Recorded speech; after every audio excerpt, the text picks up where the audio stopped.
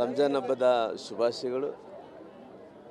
ಪ್ರತಿ ವರ್ಷ ಕೂಡ ಈ ರೀತಿ ರಂಜಾನ್ ಹಬ್ಬವನ್ನು ಒಂದು ರೀತಿ ಸರ್ವಧರ್ಮದ ಜನಾಂಗದವರು ಇದು ಹಬ್ಬವನ್ನು ಆಚರಣೆ ಮಾಡ್ಕೊತಾರೆ.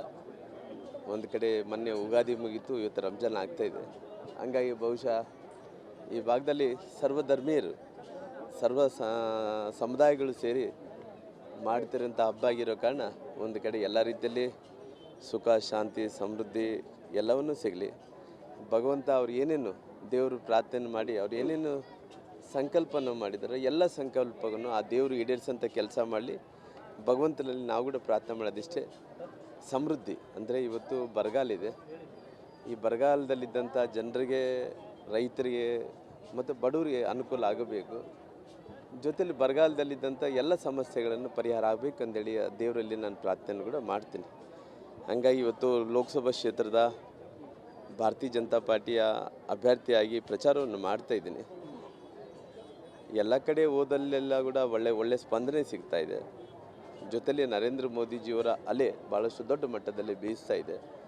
ಹಂಗಾಗಿ ಈ ಬಾರಿ ನರೇಂದ್ರ ಮೋದಿಜಿಯವರು ಪ್ರಧಾನಮಂತ್ರಿ ಆಗಬೇಕು ಅನ್ನೋಂಥ ಕಾರಣದಿಂದ ಸುಮಾರು ಹತ್ತತ್ರ ದೇಶದಲ್ಲಿ 400 ಸ್ಥಾನಗಳು ಜನರು 140 ಕೋಟಿ ಜನರು ಅವಕಾಶವನ್ನು ಮಾಡಿಕೊಡ್ತಿದ್ದಾರೆ. ಆ ಅವಕಾಶದಲ್ಲಿ ಬಳ್ಳಾರಿ ಮತ್ತು ವಿಜಯನಗರ ಜಿಲ್ಲೆಯಿಂದ ಕೂಡ ರಾಮ್ಲೂರು ಆಗಬೇಕನ್ನಂಥ ಸಂಕಲ್ಪ ಇರೋ ಕಾರಣ ಅವ್ರ ಜೊತೆಯಲ್ಲಿ ಇವತ್ತು ನಾನು ಕೂಡ ಹೋಗಬೇಕು ಅನ್ನೋಂಥ 2014ರಲ್ಲಿ ಜನರು ನಾನು ಕಳಿಸ್ಕೊಟ್ಟಿದ್ದರು. ಈ ಬಾರಿ ಕೂಡ ನಾನು ಕಳಿಸ್ಕೊಡ್ತಾರೆ ಅನ್ನೋಂಥ ವಿಶ್ವಾಸ ನನ್ನಲ್ಲಿದೆ.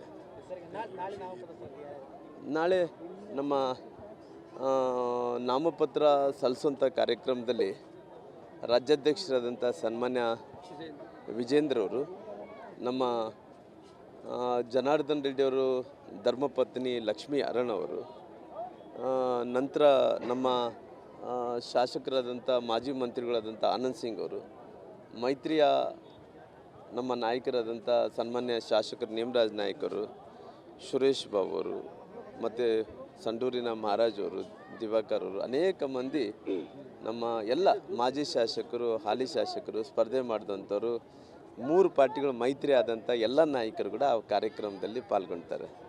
ಈ ವಿಡಿಯೋ ನಿಮಗೆ ಇಷ್ಟವಾದಲ್ಲಿ ಲೈಕ್ ಮಾಡಿ, ಶೇರ್ ಮಾಡಿ, ಸಬ್ಸ್ಕ್ರೈಬ್ ಮಾಡಿ.